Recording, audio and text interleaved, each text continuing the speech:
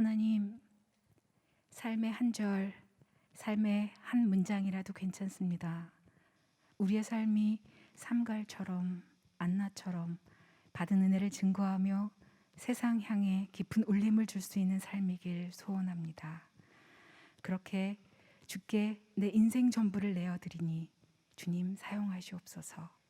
하지만 주님, 무엇을 하든 주님보다 앞서지 않게 하시고 겸손히 주님께 묻고 기다리며 듣는 우리 되게 하옵소서. 오늘도 우리의 작은 신음까지 귀 기울이시는 사랑이신 예수님의 이름으로 기도합니다. 아멘.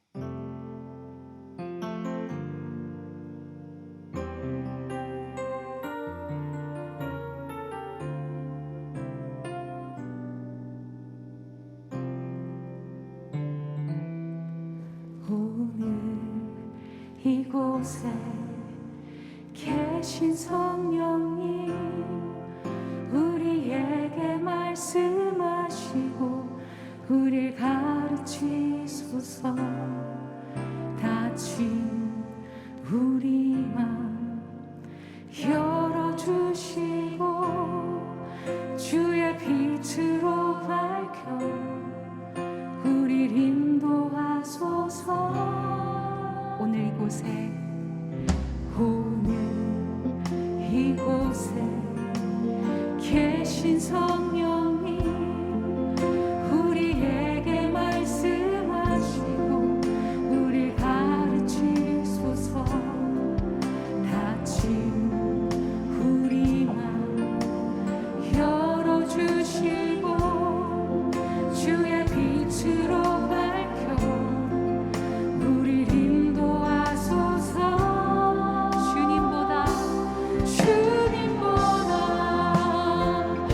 앞서지 않고 겸손하게 주님의 말씀 기다리니 주님 손에 우릴 드립니다. 사랑으로 인도하소서.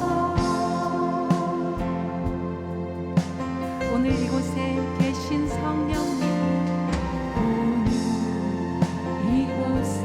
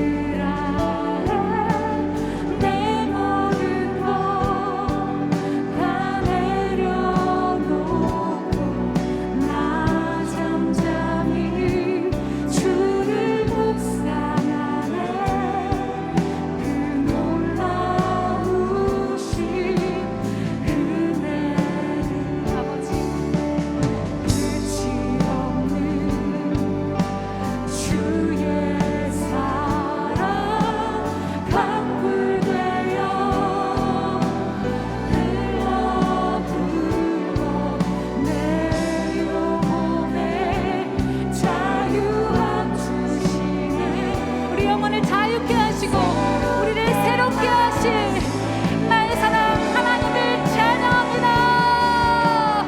하나님 사랑, 하나님 사랑, 그 사랑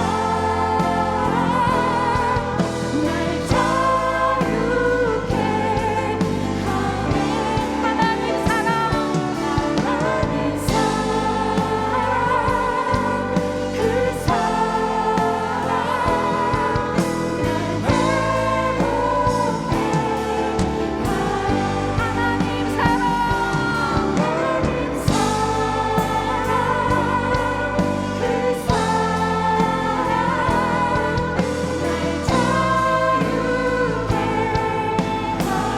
자유 주신 주님 찬양합니다. 하나님 사랑, 그 사랑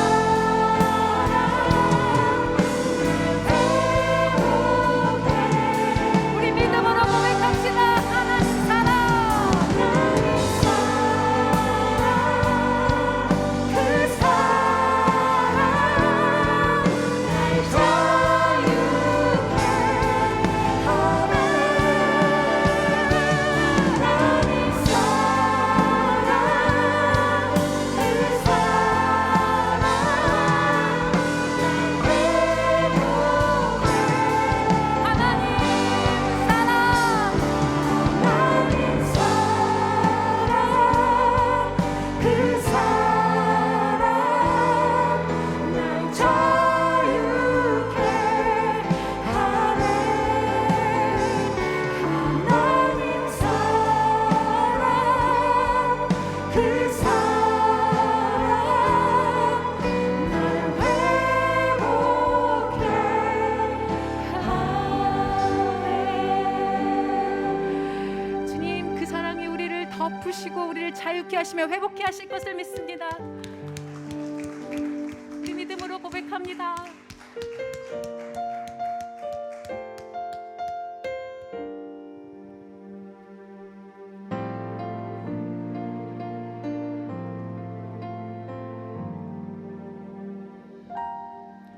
내가 누려왔던 모든 것들이 내가 지나왔던 모든 시간이 내가 걸어왔던 모든 순간이 당연한 것 아니라 은혜였소. 아침 해가 뜨고 저녁에 노을 봄의 꽃향기와 가을의 열매 변하는 계절의 모든 순간이 당연한 것 아니라 은혜였소. 모든 것이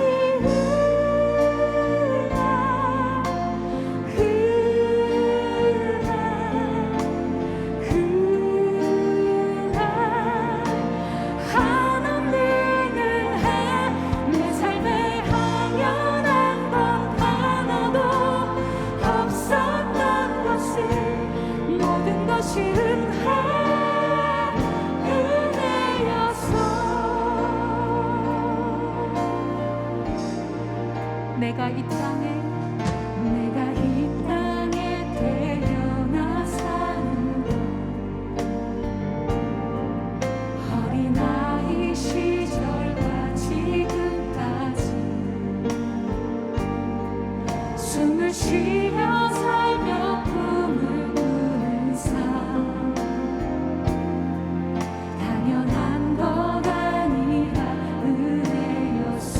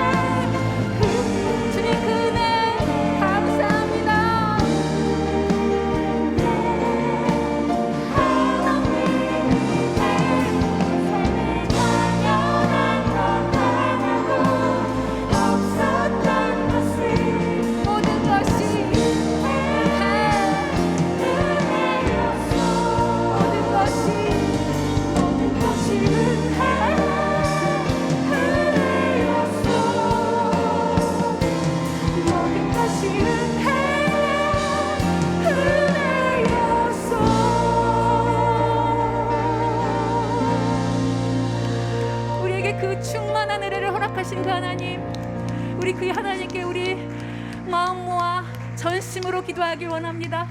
주님께서 우리에게 주신 그 은혜가 우리에게만 멈추지 않고 강물처럼 흘러갈 수 있도록 우리 함께 기도합시다. 주여! 아버지, 주님의 그 은혜 안에 살기 원합니다. 아버지, 우리에게 주신 그 은혜, 아버지, 우리에게 멈춰있지 않게 하시옵소서. 아버지, 세상 향해 흘러보낼 수 있게 주님, 우리에게 사명을 더하여 주시옵소서. 아버지, 은혜 아니면 단 한순간도 살 수 없는 은혜, 아버지, 주의 그늘로 이 시간까지 지켜주시고, 아버지, 눈동자 같이 함께 하신 그 은혜, 아버지, 무엇으로 아버지 고백할 수 있겠습니까? 하나님, 아버지, 주님께서 주신 그 은혜, 아버지, 셀 수 없는 그 은혜, 그 은혜 안에 있으면 감사합니다. 아버지,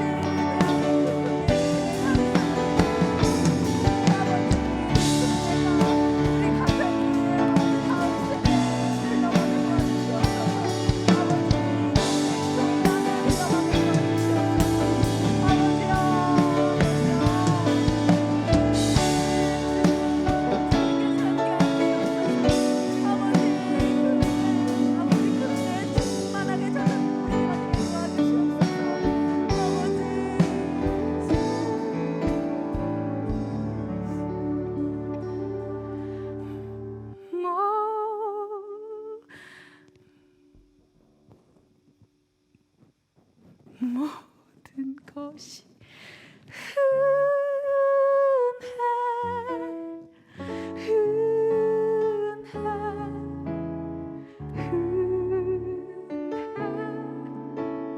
한없는 은혜, 내 삶에 당연한 것 하나도 없었던 것은 모든 것이 은혜였어. 한 번 다시 고백합시다. 모든 것이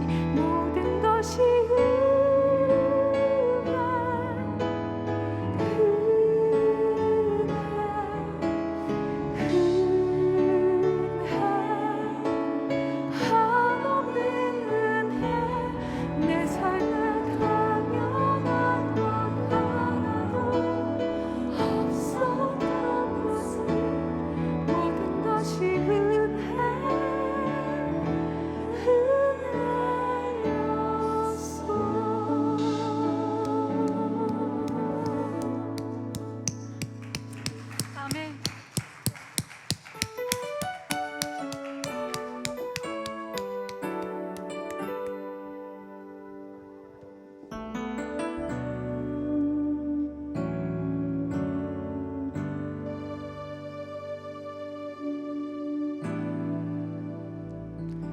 나의 마음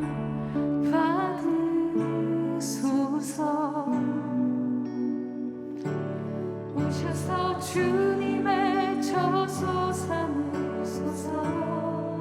나의 전부이신, 나의 전부이신 주여, 내 마음을 받아주소서. 나의 마음 받으소서. 오셔서 주님의 저소 삼으소서.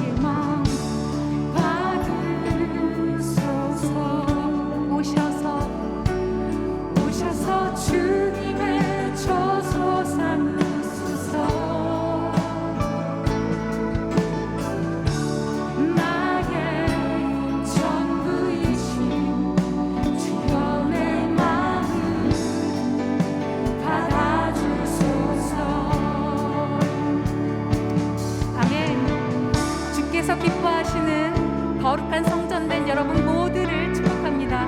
우리 옆분들을 바라보면서 그렇게 축복의 인사를 함께 나눌까요? 축복합니다. 영상에서 함께 하시는 분들도 서로 축복하겠습니다. 주님, 우리에게 오셔서 주의 처소 삼으시고 우리와 함께 거하여 주옵소서. 아멘. 이제 우리 목소리 높여서 나의 마음 받으소서. 오셔서 주님의 처소 삼으소서. 나의 전부이신 주여 내 마음을 받아주소서. 나의 마음을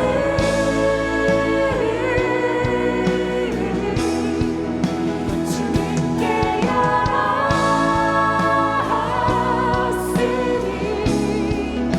주여 내게 오셔서 내 맘에 거하여 주옵소서. 주가 기뻐 주의 전백에 나의 맘을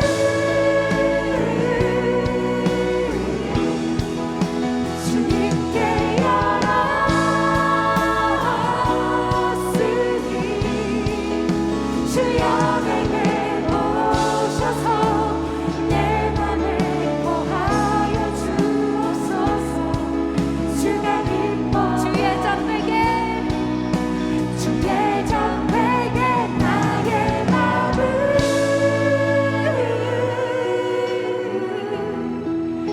주님께 열었으니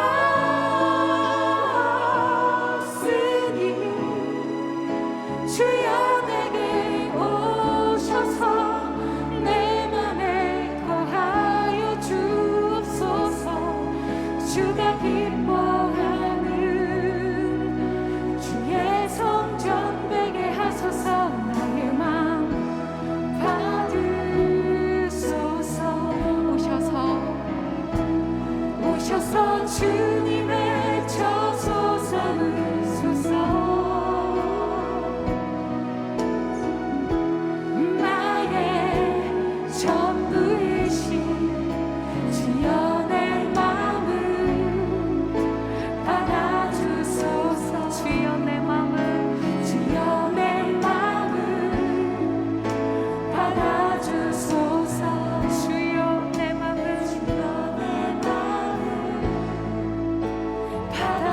받아주소서. 아멘. 우리의 마음을 받으시고 기뻐하실 그 주님께 감사와 영광을 올려드립니다. 아멘. 이제 우리 예배를 위해서 기도하겠습니다. 말씀 전하실 연민철 목사님을 위해 기도해 주십시오. 오늘도 삶의 한 절을 아름답게 장식한 그 누군가를 우리가 보고 도전받길 원합니다. 우리 주님께 구할 때 주님께서 채우시리라 확신하며 믿음으로 함께 기도하겠습니다. 주님 감사합니다.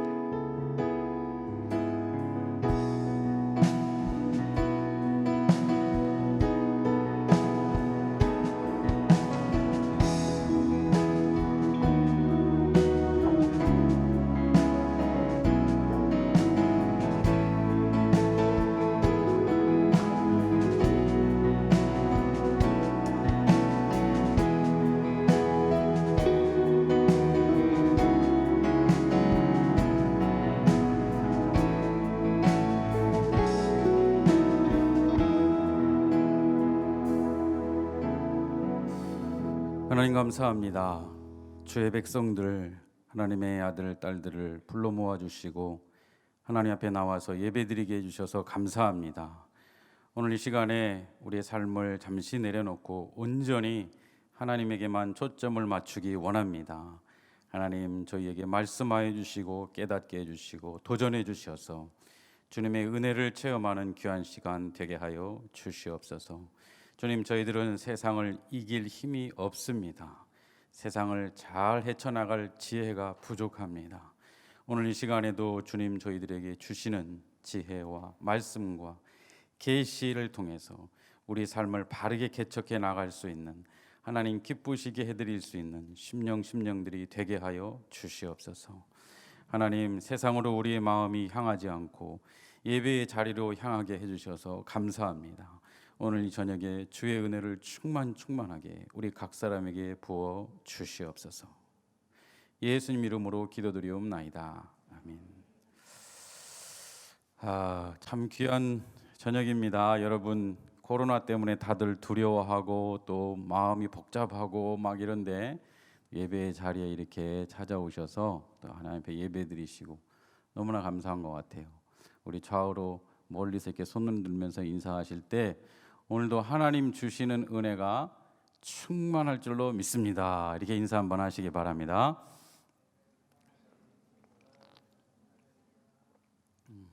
우리 영적인 존재이기 때문에 성령님을 모시고 있어요. 그래서 우리가 축복하면 성령님이 그대로 역사해 주시는 줄로 믿습니다. 다시 한번 하실 때 하늘 복 많이 받으세요. 이렇게 축복하시기 바랍니다.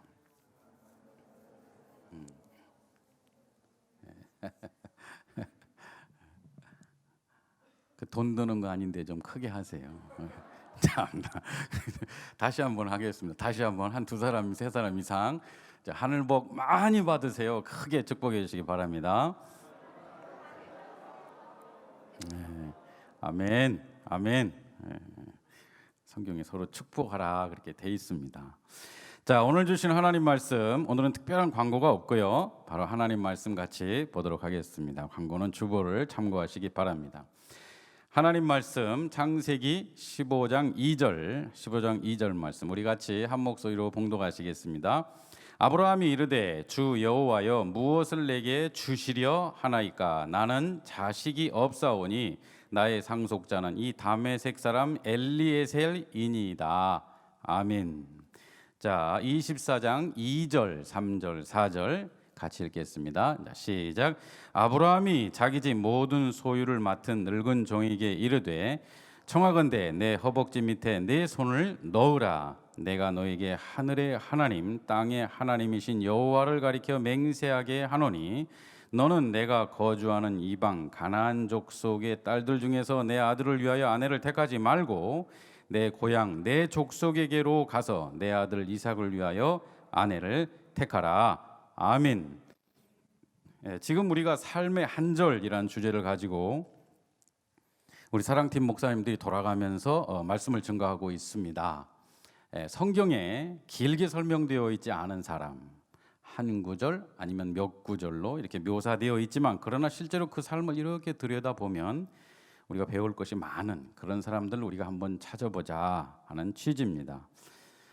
우리의 삶도 마찬가지입니다. 우리가 하나님 앞에 어떤 엄청난 업적을 남기지 못한 사람들일 수 있습니다. 그런데 그 속을 들여다보면 연약한 중에도 하나님을 한번 바르게 잘 믿어보려고 노력하는 흔적이 있을 수 있습니다. 또 우리가 그렇게 해야 되고요.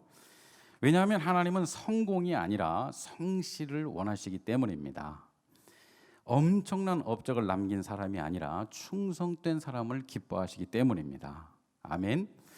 이번 주제를 우리가 함께 묵상하면서 예수님 우리가 삶의 한 절이라도 주님을 닮은 그런 삶을 한번 살게 하여 주시옵소서. 부족한 게 많고 실수가 많지만 그러나 한 절이라도 하나님 앞에 아마 진실되게 한번 살아보려고 노력하는 그런 사람 되게 해주세요. 그렇게 여러분 기도하시기 바랍니다.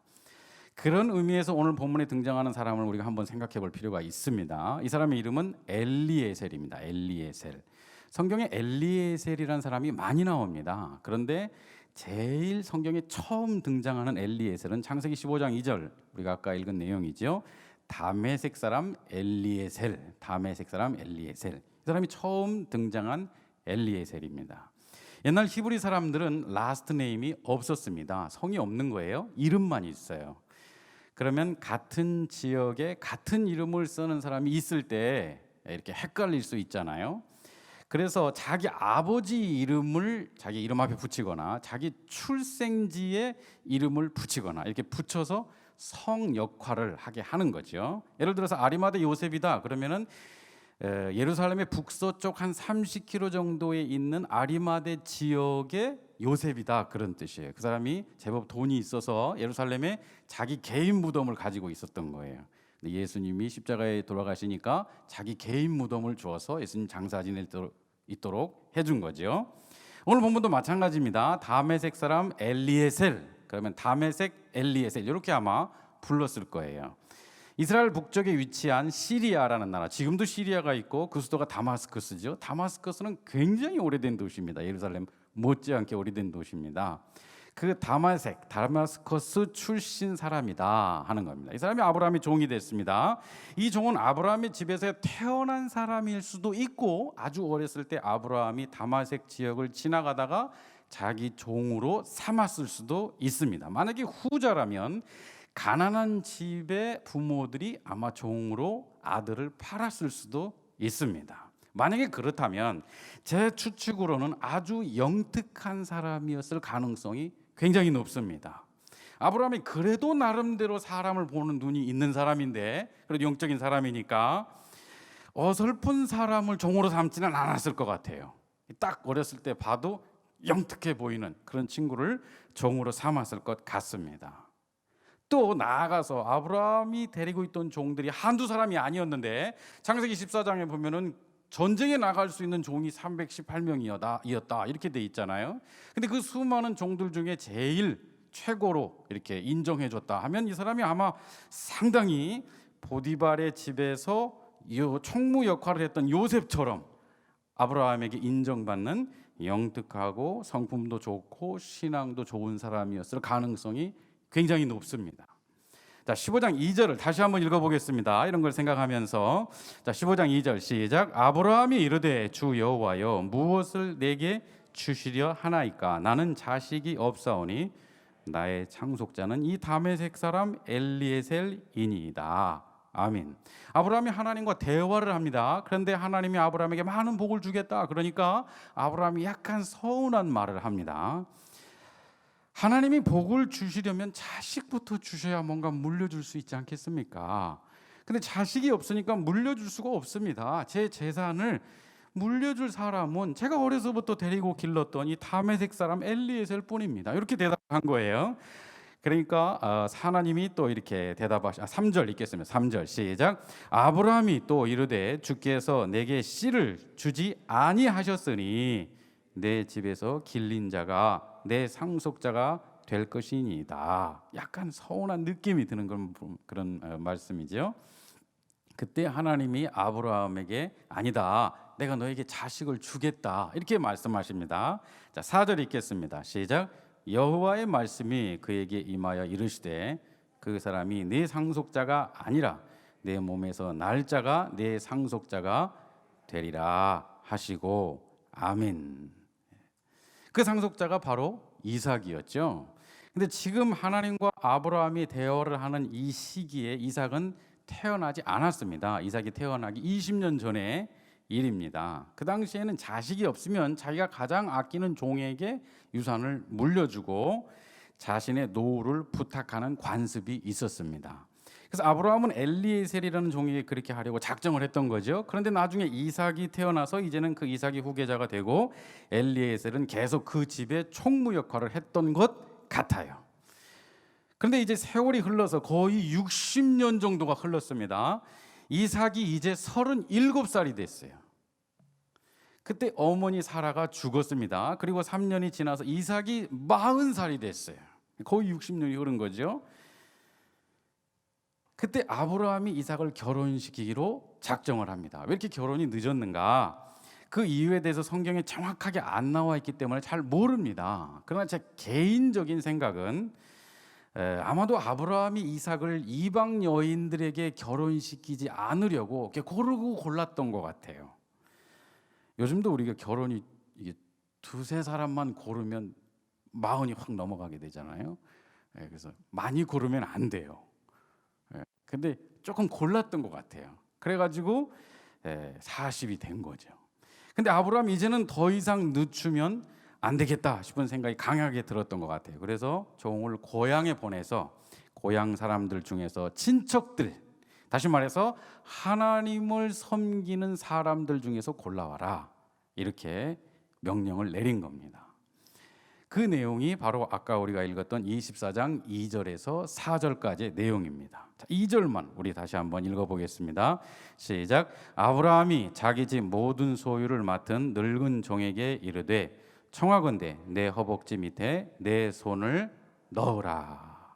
늙은 종에게 거기 줄 치시기 바랍니다. 늙은 종에게. 여러분 성경 가지고 계시면 여기 나오는 늙은 종이 누구냐 하는 것에 대해서 많은 이야기들이 있는데 정확히는 모릅니다. 성경이 정확히 말 안 하는 것은 정확하게 잘 모른다 이렇게 말해야 돼요. 정확히는 모릅니다. 다만 많은 학자들이 15장 2절에 나왔던 딱 한 번 나왔던 다메섹 사람 엘리에셀인 것 같다 그렇게 추측을 합니다. 저도 비슷한 생각이에요. 왜냐하면 모든 상황이 맞아떨어지기 때문입니다. 방금 읽은 구절에서 집안의 모든 소유를 맡은 종 이렇게 돼 있는데 사실은 오래전에 이미 아브라함이 아들이 없을 때 재산을 다 물려주려고 했었기 때문에 이 늙은 종이 그 엘리에셀인 것 같다 이렇게 생각할 수 있고요. 두 번째로는 늙은 종이라고 했는데 창세기 15장에서 창세기 24장 사이에서 거의 60년이 흘렀기 때문에 처음에 20살이었다고 하더라도 지금 80살쯤 되는 거잖아요. 그러니까 늙은 종이라고 하는 게 맞을 것 같아요. 그러나 아브라함보다 더 늙지는 않았을 것이다. 먼 길을 여행할 수 있었던 것으로 봐서 상당히 건강했던 것 같아요. 세 번째, 아브라함의 집안의 대를 이을 아내를 구하는 일을 맡길 정도로 신뢰하는 사람이었다. 이것은 자기 재산을 모두 물려주려고 했던 사람, 그러니까 상당히 신뢰하는 그 다메섹 엘리에셀이 맞는 것 같다. 이 모든 정황들로 봤을 때 늙은 종은 엘리에셀인 것 같다. 이렇게 추측할 수 있습니다. 그래서 아브라함은 엘리에셀에게 맹세를 시킵니다. 고대 근동 지방에서는 아주 중요한 맹세를 할 때 상대방의 다리 밑에 손을 이렇게 넣고 맹세를 합니다. 더 정확하게 말하면 남자의 생식기 밑에 손을 이렇게 넣고 맹세를 합니다. 그 왜 그러냐? 생명이 거기에서 나온다고 생각을 했어요. 그 당시 사람들은. 그래서 이것은 죽음을 목숨을 거는 맹세를 할 때 상대방에게 그렇게 맹세를 했던 거죠. 여러분, 이것은 굉장히 중요한 그 사명을 이 엘리에셀에게 아브라함이 준 겁니다. 왜냐하면은 결혼이야말로 정말 중요한 거 아닙니까? 우리나라에서도 결혼을 일년지 대사 뭐 이렇게 말합니다. 실제로 결혼을 누구하고 하느냐에 따라서 우리 인생이 달라질 수 있잖아요. 우리 인생이 누구를 만나느냐에 따라서 결론이 달라질 수 있습니다. 저도 오늘 아침에 일어나서 잠시 눈을 감고 이렇게 의자에 앉아 있었는데 갑자기 아주 옛날 어린 시절이 생각나는 거예요. 제가 어렸을 때 자라났던 교회 건물이 이렇게 선하게 이렇게 생각이 나요. 저희 아버님이 목회하시던 교회였는데 한편으로는 그때가 그립기도 하고 또 한편으로는 감사하기도 하고 내가 그 교회에서 이렇게 자랐던 게 너무 감사하더라고요. 그러다 문득 제 아내가 생각났습니다. 제 아내가 그 교회에서 아버님 목회하시는 교회에 우리가 고등학교 때 만났거든요. 그러니까 벌써 35년이 된 거예요. 고등학교 때 만나서 35년 결혼 기념일은 결혼 그 기간은 그보다 35년보다 짧지만 만난 걸로 하면 거의 35년인데 넘어갈 수 있겠네요. 제가 얼마나 감사한지 감사하다 제가 그런 생각을 했어요. 제가 만약에 다른 사람을 만났으면 어떻게 할 뻔했나, 그죠? 제가 이 원천교회 와가지고 지금까지 우리 교회 성도님들 중에 다른 교회 성도님들은 잘 모르겠어요. 그러나 우리 교회 성도님들 중에 최소한 저를 싫다고 하는 사람은 있었어요. 그런데 제 아내를 싫다고 하는 사람은 없었어요. 한 분도 없었어요. 정말 좋은 아내인 것 같아요. 얼마나 감사한지. 만약에 제가 다른 사람을 만났다면 목회를 못했을 수도 있어요. 여러분을 못 만날 수도 있는 거죠. 그죠? 여러분 가운데 연 목사님이 설교할 때마다 사모님을 까더니 오늘은 왜 반대로 말씀하시네 이렇게 생각할 수 있는데 과거에 제가 했던 말은 다 거짓입니다. 오늘 하는 말이 진실이에요. 아멘. 자, 그래서 정말 좋은 아내다, 훌륭한 사람이다 할렐루야. 자, 어쨌든 결혼은 이렇게 중요한 거다. 누구를 만나느냐에 따라서 인생이 바뀐다 이 말이에요. 그 가정이 바뀔 뿐만 아니라 그 집안, 더 나아가서 그 밑으로 나오는 민족이 바뀔 수도 있는 거예요. 근데 아브라함은 이렇게 중요한 일을 자신이 직접 하는 게 아니라 종에게 맡겼다. 대단하지 않습니까? 이것은 종을 믿을 뿐만 아니라 그 종의 눈까지 믿었다는 뜻입니다. 네가 가가지고 한 3사람 4사람 데려와 봐라. 그럼 내가 그 중에 한 명 선택하겠다. 이게 아니에요. 그냥 네가 가서 완전히 결정해서 한 사람 데려와라. 네가 옳다, 네가 괜찮다. 그러면 나도 괜찮다. 이게 아브라함과 엘리에셀의 관계였던 거예요. 그렇게 믿는 종이었다. 저는 이 본문을 읽으면서 우리가 바로 하나님 앞에 그런 엘리에셀과 같은 종이 되어야겠다, 그런 생각을 제가 했습니다. 여러분, 우리가 아무리 코로나 때문에 경제가 어렵다고 해도 이렇게 신실한 사람은 인정을 받습니다. 여러분, 회사에서도 직장에서도 믿고 일을 맡길 수 있는 사람이 돼야 돼요. 아침에 일찍 가가지고 성경 보고 막 큐티하는데 일은 제대로 못해. 일을 제대로 믿고 맡길 수가 없어. 그럼 하나님 영광 가리는 거예요. 여러분, 가정에서도 믿고 맡길 수 있는 남편, 아내, 자녀가 돼야 돼요. 여러분, 교회에서도 믿고 맡길 수 있는 신실한 일꾼이 돼야 됩니다. 우리 교회 자체도 하나님이 믿고 많은 영혼들을 맡길 수 있는 신실한 교회가 돼야 됩니다. 아멘. 하나님이 우리에게 물질적인 복을 많이 주시고 싶어도, 아무리 재능을 많이 주시고 싶어도 우리가 신실하지 못하다면 그런 것들을 어떻게 마음껏 주실 수가 있겠나? 여러분이 그런 것들을 엉뚱한 것에 사용한다면 하나님이 그걸 어떻게 맡겨주실 수가 있겠는가? 그러므로 여러분이 무엇보다도 엘리에셀처럼 하나님 앞에 신실한 종이 돼야 됩니다. 그럼 엘리에셀은 어떤 사람이었는가? 첫째, 엘리에셀은 충성스러운 사람이었습니다. 한번 따라서 하겠습니다. 충성스러운 사람이었다. 여러분, 충성에는 2가지 아주 중요한 특징이 있습니다. 여러분, 공간이 있으면 적으시면서 따라오세요. 첫째는 진심이 담겨 있어야 됩니다. 2번째는 오래 해야 됩니다. 그게 진짜 충성입니다. 구약에는 안식년 제도가 있었습니다. 안식년이 되면 모든 것을 회복시켜줘요. 땅도 쉬고 사람도 쉽니다. 예를 들면 어떤 사람이 빚을 갚지 못해서 종이 되었다.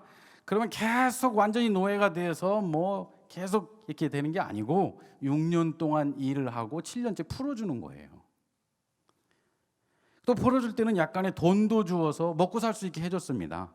그러므로 구약 시대에도 노예 제도가 있기는 있었지만, 그거 가지고 비판하는 사람이 있는데, 있기는 있었지만 그 노예가 세습화되는 게 아니라 실질적으로 장기 고용된 사람 같은 거였어요.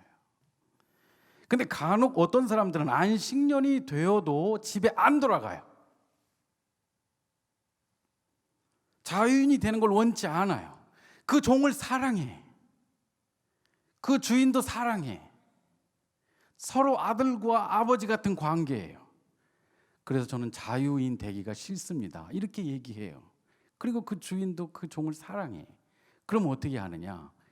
저는 영원히 이 사람의 종으로 살겠습니다라고 맹세를 해요. 그럼 그 사람의 귀를 뚫어주었습니다. 출애굽기 21장 6절, 출애굽기 21장 6절 같이 읽겠습니다. 시작.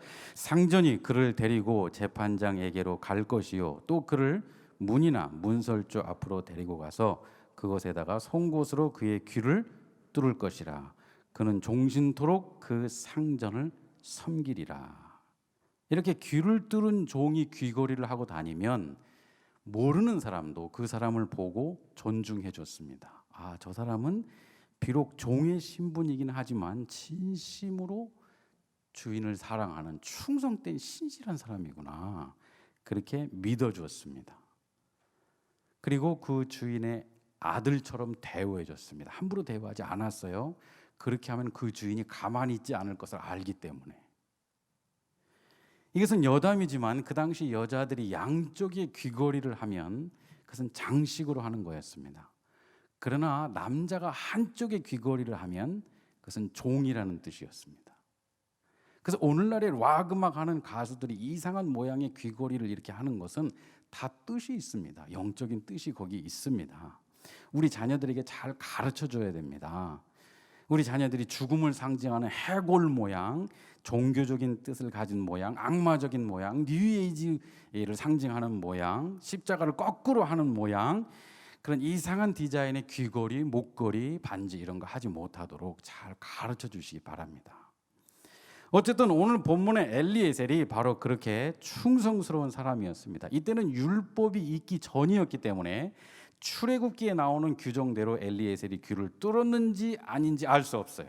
그러나 만약에 귀를 뚫는 관습이 족장 시대 때부터 쭉 전해 내려오는 것이었다면 당연히 이 엘리에셀의 귀에도 귀걸이가 있었을 것입니다. 이렇게 아브라함을 향한 엘리에셀은 충성된 진심을 가지고 있었습니다. 두 번째 충성의 특징은 오랫동안 하는 겁니다. 첫 번째가 뭐라고 그랬죠? 진심으로 하는 거다. 두 번째는 오래 하는 거예요. 이 종은 하루 이틀 충성한 게 아니라 아브라함과 평생을 어렸을 때부터 함께 했습니다.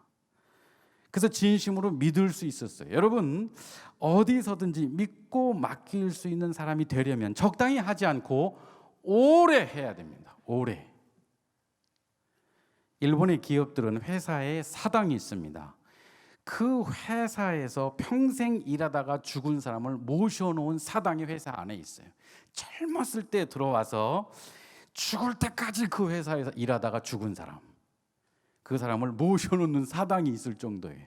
그래서 일본 기업들이 지금 30년째 불황인데도 버틸 수 있는 겁니다. 잃어버린 10년, 그러더니 잃어버린 20, 이제 잃어버린 30년이라고 그래. 일본 장기 불황입니다. 그래도 기업들이 버텨냅니다. 일본은 100년 이상 한 가지 종류의 제품만 만들어내는 중소기업이 10,000개가 넘습니다. 한국은 100년 이상 된 중소기업이 10개도 되지 않습니다. 무조건 길게 하는 게 좋냐? 그건 아니에요. 시대가 빨리 변하니까. 그러나 그만큼 뿌리가 깊다 그런 뜻이에요.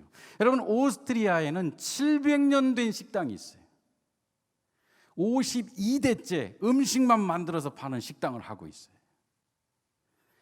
우리나라는 젊은 사람이 식당을 열고 간판을 할머니 원조 식당 이렇게 붙여놔요. 그 집에 가면 어디에도 할머니가 없어요.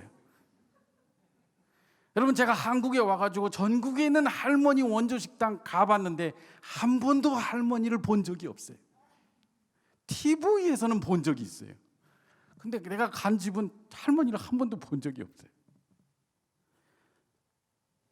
이건 진짜 길게 오래 한 게 아니죠. 여러분, 제 아버님은 42년 목회를 하시고 한 교회에서 36년인가를 30년 이상을 목회하셨어요. 42년 목회한 중에 한 교회에서 마지막 교회에서 30년 이상을 목회하셨죠. 제가 옆에서 지켜보니까 그렇게 오랫동안 목회하는 게 정말 어려운 거예요. 정말 어렵습니다. 제가 여러분 앞에 한 8년 지금 목회하고 있는데 여러분, 매번 새로운 설교하는 게 쉽지 않습니다. 그런데 30몇 년을 한 교회에서 목회하는 거, 그거 진짜 어려운 겁니다. 그러나 끝까지 충성하셨기 때문에 하나님이 저는 복을 주셨다고 믿습니다. 제가 어렸을 때가 되면 아버님 생신이나 추석이나 설날 이런 때 1년에 한 번 정도 저희 집을 방문하시는 장로님이 한 분 계셨어요. 아버님이 예전에 섬기시던 교회 성도님이었어요. 근데 아버님이 떠나고 난 후에도 매년 생일이나 명절이 되면 찾아오세요. 40년 동안 그렇게 하셨어요. 그분도 워낙 이제 고령이 되셔서 못 오십니다. 근데 저는 어린 마음에 그분이 오셨을 때 1년에 한 번 정도 이렇게 오시는데 인사하러 이렇게 오시면 제가 멀리서 봐도 제 어린 마음에 저분은 하나님이 복을 주시겠다 그런 생각이 들더라고요. 목사에게 잘하면 복 받는다 그런 차원으로 지금 제가 얘기하는 게 아니라는 거 아시죠? 오래 성실하게 뜻을 정하고 끝까지 하는 사람, 그 사람이 충성된 사람인 거예요. 그 사람이 복을 받았을까요? 못 받았을까요? 그분과 그 자손, 가정이 다 복을 받는 걸 제가 이제 나이 들어서 보게 됩니다. 여러분, 잠깐 하는 것은 누구나 할 수 있습니다. 오랫동안 하는 것은 그러나 어려운 거예요. 그러므로 오랫동안 하는 것이 진짜 충성입니다. 우리 모든 성도님들은 오랫동안 충성하는 성도님들을 신실한 종들이 되시기를 축원합니다. 조금 하다가 힘들다고 포기하지 마세요. 끝까지 충성하세요. 그 사람에게 하나님이 엘리에셀과 같은 복을 주실 줄로 믿습니다. 두 번째, 엘리에셀은 지혜로운 사람이었습니다. 한번 따라서 하겠습니다. 지혜로운 사람이었다. 창세기 24장에는 엘리에셀이 리브가를 선택하는 장면이 나옵니다. 24장 13, 14절 24장 13, 14절 읽겠습니다. 시작.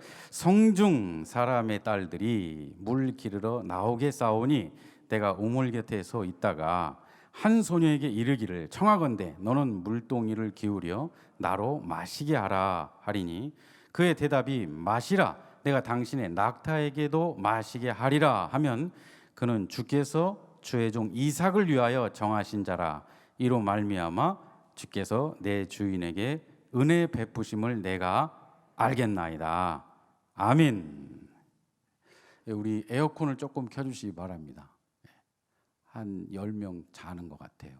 그러니까 저도 좀 덥고요. 그러니까 자, 이 본문의 내용이 뭐냐? 작전을 짠 거예요. 엘리에셀이 작전을. 뭐냐? 그 동네 여인들이 우물에 물을 기르러 나왔을 때 그 중에 마음에 드는 이 엘리에셀이 봤을 때도 괜찮은 자매라고 생각했겠죠. 한 여인에게 물을 달라. 상냥하게 생긴 그런 사람이었는지는 모르겠지만 물을 달라 청한다는 거예요. 근데 그 여인이 물을 줄 뿐만 아니라 마시세요 이렇게 줄 뿐만 아니라 자기가 자청해서 이 엘리에셀의 모든 낙타에게도 물을 준다면 바로 그 여인은 하나님이 택하신 여인으로 알겠습니다. 그런 뜻입니다. 이건 신비주의가 아닙니다. 지혜롭게 한 겁니다. 쉽게 말하면 사람의 겉모습이 아니라 그 속마음도 보겠다 그런 뜻입니다. 우리가 언뜻 생각하면 낙타에게 물을 주는 것이 그 대단한 일이냐 이렇게 생각할 수 있는데 실제로 그렇지 않습니다. 19절, 20절, 24장 19절, 20절 읽겠습니다. 시작. 마시게 하기를 다하고 이르되 당신의 낙타를 위하여서도 물을 길어 그것들도 배불리 마시게 하리이다 하고 배불리 줄 주세요. 배불리. 여러분 성경 가지고 계시면 20절 읽겠습니다. 시작. 급히 물동이의 물을 구유에 붓고 다시 기르려고 우물로 달려가서 줄 주세요. 모든 낙타 줄 주세요. 위하여 깃는지라. 21절 읽겠습니다. 그 사람이 그를 묵묵히 주목하여 여호와께서 과연 평탄한 길을 주신 여부를 알고자 하더니 아멘. 낙타는 최소한 30리터 정도의 물을 마십니다. 최소한. 24장 10절에 보면 엘리에셀이 낙타 10마리를 데리고 왔다고 돼 있어요. 그러니까 그 낙타 10마리의 물을 19절에 나와 있는 것처럼 배불리 주려면 최소 300리터의 물을 길어야 됩니다. 더욱이 고대 근동 사회에서는 우물은 여자들의 공간이에요. 그래서 여인들이 물을 기르러 오면 남자들이 가까이 가지 않습니다. 멀리 떨어져요. 그래서 20절에 보면 우물로 달려가서 이렇게 돼 있어요. 거리가 있다는 뜻이죠. 그리고 16절에 보면 물을 채워서 올라오는지라 이렇게 돼 있어요. 그러니까 경사진 곳이에요. 그러니까 엘리에셀이 있는 곳과 우물이 약간 떨어져 있고 경사져 있는 곳이에요. 리브가가 낙타 10마리에게 물을 충분히 주기 위해서는 그 길을 오르락 내리락을 계속 해야 되는 거예요. 300리터의 물을 길어서 갖다 줘야 되는 겁니다. 근데 그녀는 그것을 자청해서 했다. 그러니 얼마나 착한 여인인가 하는 겁니다. 남자기 때문에 우리가 있는 곳에 가까이 못 오는구나. 내가 물을 기르다 줘야지. 수없이 반복한 거예요. 그래서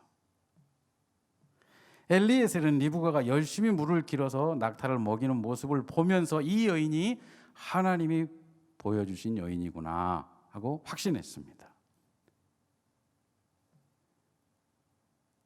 엘리에셀은 이렇게 좋은 심성을 가진 사람을 알아보는 지혜가 있었습니다. 세 번째, 엘리에셀은 어떤 사람이었는가? 기도하는 사람이었습니다. 따라서 하겠습니다. 엘리에셀은 기도하는 사람이었다. 엘리에셀이 어떻게 그렇게 좋은 지혜를 얻었을까? 기도했기 때문입니다. 오늘 24장 12절 새 번역 성경으로 읽어보겠습니다. 자, 같이 읽겠습니다. 시작. 그는 기도하였다. NIV 성경에 이렇게 돼 있어요. He prayed 이렇게 돼 있습니다. 주님, 나의 주인 아브라함을 보살펴 주신 하나님, 오늘 일이 잘 되게 하여 주십시오. 나의 주인 아브라함에게 은혜를 베풀어 주십시오. 엘리에셀은 먼 길을 달려와서 우물에 도착하자마자 하나님께 먼저 기도했습니다. 저 같으면 도착하자 먼저 저하고 낙타 물부터 마셨을 것 같아요. 그런데 기도하고 여인들이 올 때까지 기다렸어요. 기다렸다는 게 굉장히 중요해요, 여러분. 하나님이 주신 지혜를 가진 사람들은 기다릴 줄 알아요.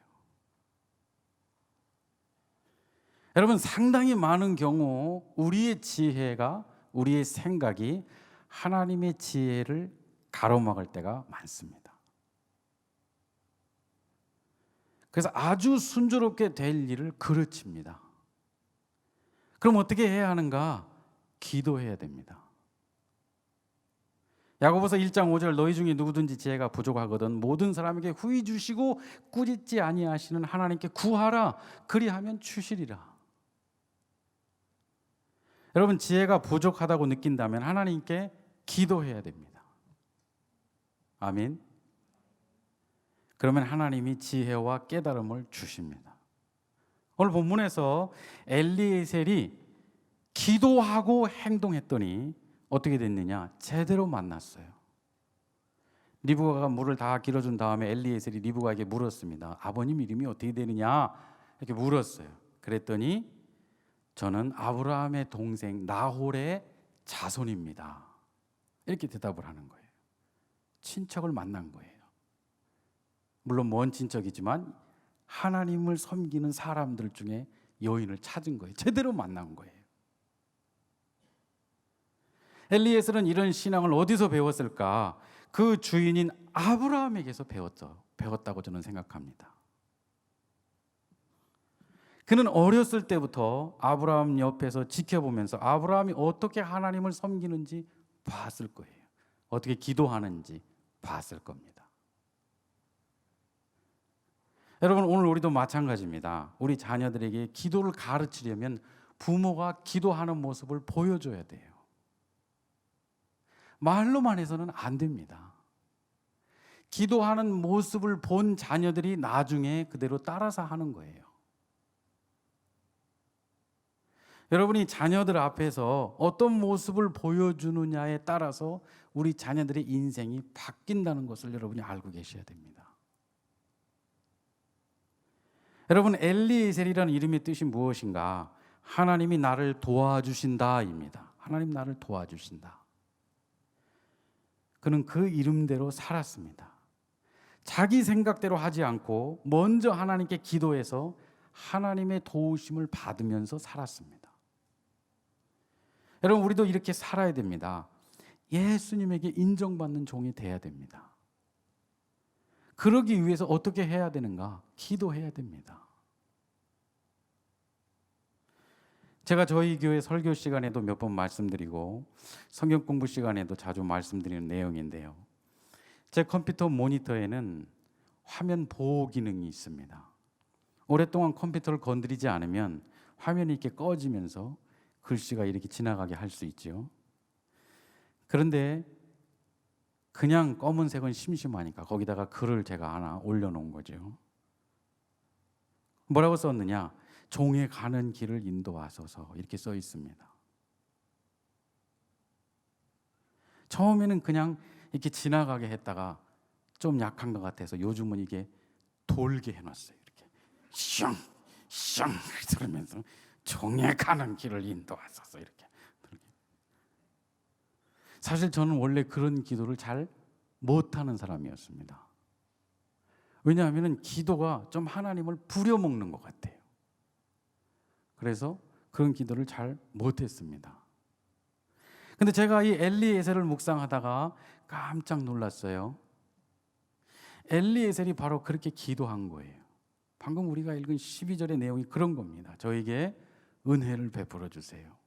제가 가는 길을 인도해 주세요. 순탄케 해 주세요. 이렇게 기도한 거예요. 그래서 제가 깨달았어요. 이건 하나님을 부려먹는 게 아니구나. 하나님께 간청하는 거구나.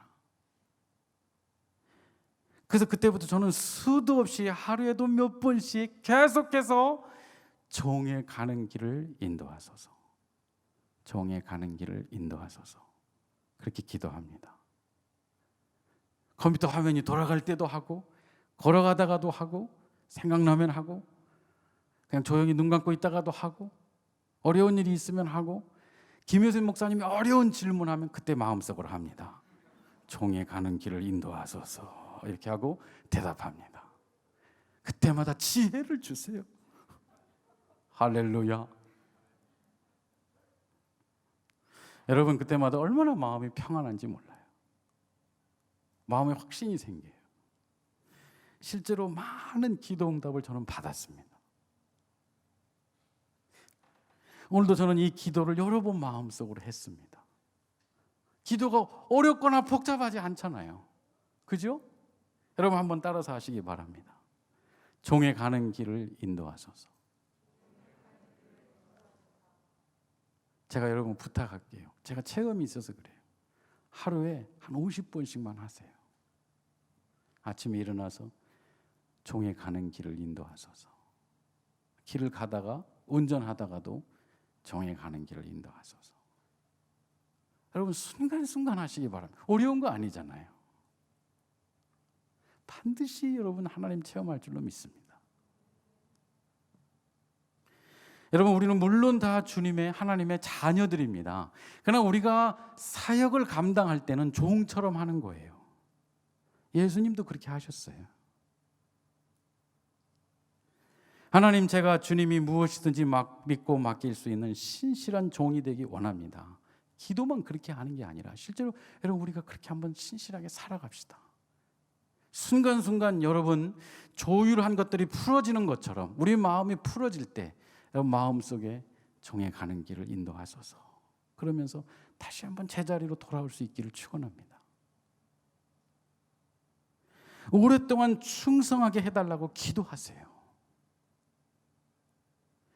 하나님께 지혜를 달라고 기도하세요. 순간순간 종의 가는 길을 인도해 달라고 기도하시기 바랍니다. 그때 하나님이 여러분에게 다른 사람들이 전혀 생각하지 못했던 지혜를 주실 줄로 믿습니다. 전혀 기대하지 않았던 사람을 만나게 해줄 줄로 믿습니다. 전혀 기대하지 못했던 새로운 길로 여러분을 인도해 주실 줄로 믿습니다. 제발 부탁입니다. 여러분 이랬다 저랬다 하지 마세요. 조금 하다가 못하겠다. 이것 때문에 힘들다. 그런 얘기 하지 마세요. 그건 진짜 충성이 아닙니다. 하나님 주신 사명 붙잡고 사명 붙잡고 한번 끝까지 해보세요. 힘들고 어려울 때 하나님 앞에 기도하세요. 여러분 앞길을 잘 모르겠으면 지혜를 달라고 하세요. 뒤로 물러나지 마세요. 침륜에 빠지지 마세요. 신실하게 충성되게 어려울 때일수록 이렇게 코로나 가운데 우리가 환난 가운데 있을 때일수록 더욱 성실하게 순간순간 기도하면서 하나님이 깨달음을 주시면 그것대로 순종하고 한 걸음씩 끝까지 주님 손 붙잡고 걸어가는 여러분 되시기를 축원합니다. 기도하겠습니다.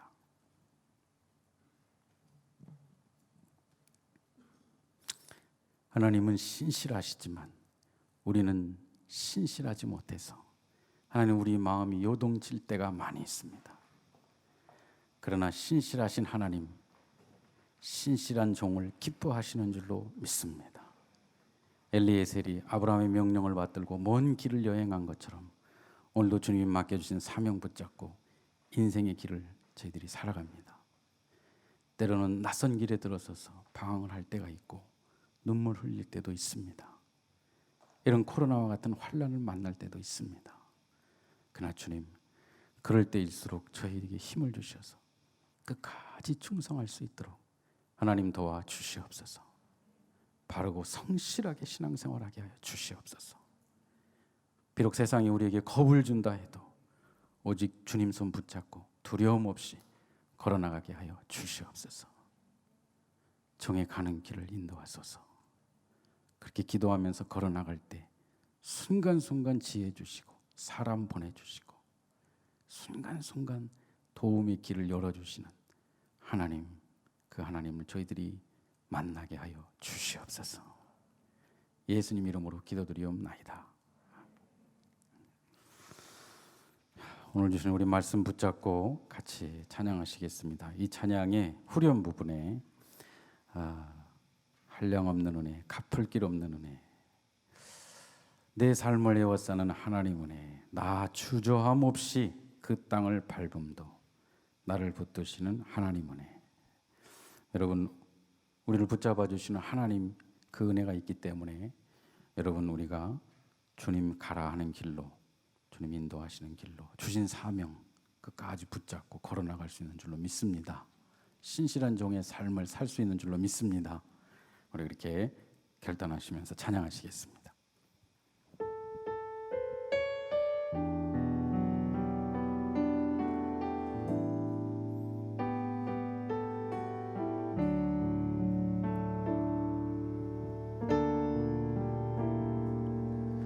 나를 지으신 이가 하나님,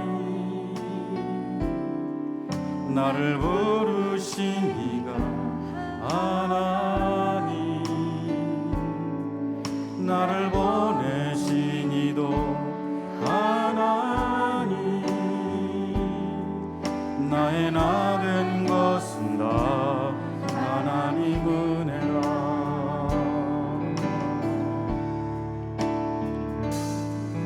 나의 달려갈 길 다가도록 나의 마지막 하도록 나로 그 십자가 굽게 하시니 나의 나 된 것은 다 하나님 은혜라. 한량없는 은혜, 갚을 길 없는 은혜, 내 삶을 에워싸는 하나님의 은혜. 나 주저함 없이 그 땅을 밟음도 나를 붙드시는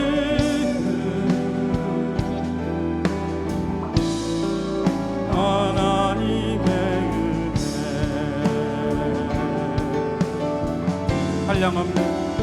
한량없는 은혜, 아멘. 갚을 길 없는 은혜, 내 삶을 에워싸는 하나님의 은혜. 나 주저함 없이 그 땅을 밟음도 나를 붙드시는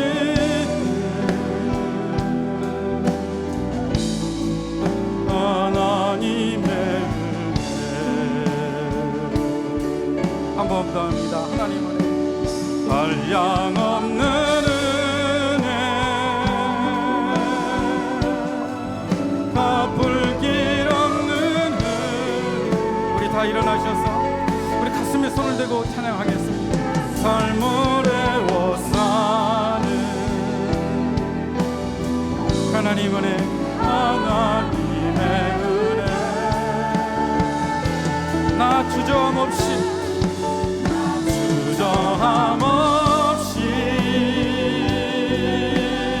그 땅을 밟음도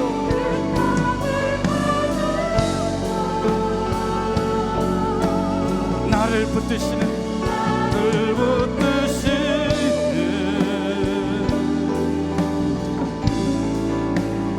하나님의 은혜 나를 붙드시는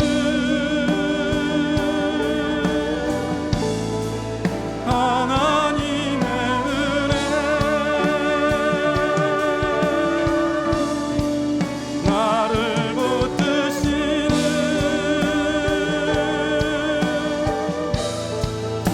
하나님의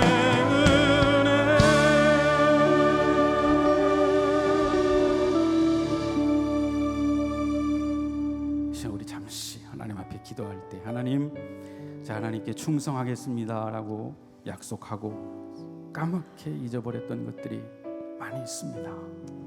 생각나게 하여 주시옵소서. 돌이키게 하여 주시옵소서.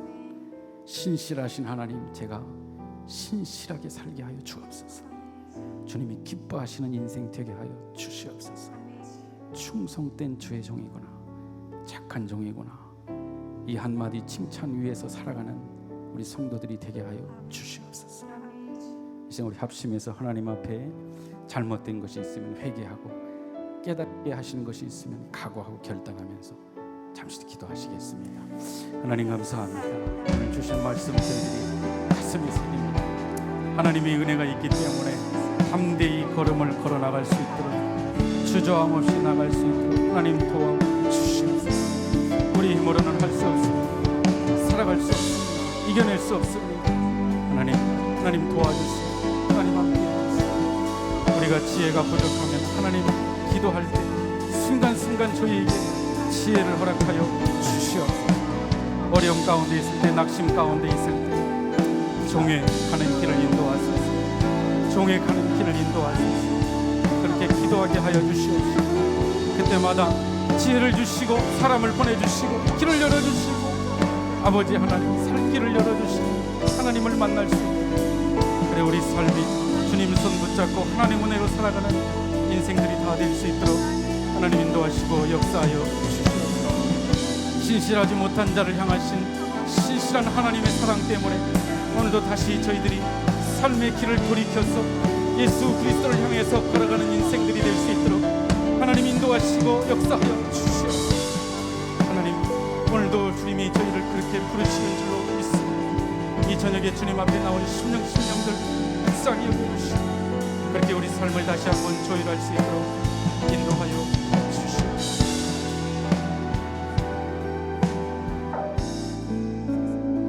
이제는 우리 구주 예수 그리스도의 은혜와 아버지 하나님의 극진하신 사랑하심과 성령님의 역사하시고 충만케 하심이 안개와 같은 인생의 길 어려움 혼란 눈물겨운 일을 만났을 때 주님 두 손을 높이 들고 종의 가는 길을 인도하소서. 기도하고 하나님이 인도하시는 대로 한 걸음씩 걸어나가기 원하는 하나님 주시는 지혜대로 순종하며 내 뜻과 생각을 내려놓고 주님 앞서가지 않고 주님 손 붙잡고 끝까지 충성하기 원하는 우리 모든 성도님들 머리 위에 지금부터 영원토록 함께 하시기를 예수님의 이름으로 축원하옵나이다. 아멘.